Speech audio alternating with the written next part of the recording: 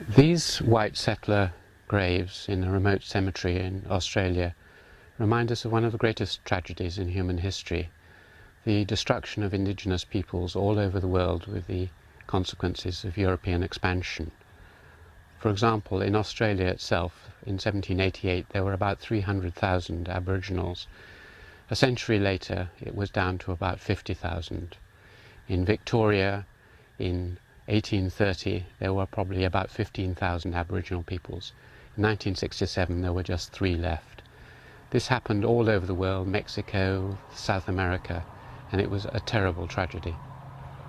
The diseases which these people brought and their animals brought were multiple: typhoid, typhus, plague, dysentery, tuberculosis, measles, smallpox, and they brought them along with their plants and their own clothing, often unintentionally, sometimes intentionally, and the people who lived in these remoter parts of the world just fell before these in their thousands and sometimes hundreds of thousands.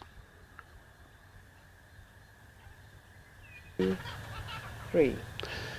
These European white settlers often had many of the major European diseases. They might have had measles, they might even have had smallpox, but they often didn't die of these. This was because in Eurasia these diseases had co-evolved with human beings.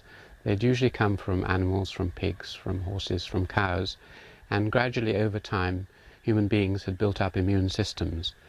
When, however, the diseases came to virgin territories, small islands which had never experienced it, and even a great continent like Australia, there was absolutely no resistance. So everyone who caught measles or smallpox died, and this cut a huge swathe through the native populations. This is the main reason why over the last 200 years nearly all the tribal peoples of the world have been destroyed.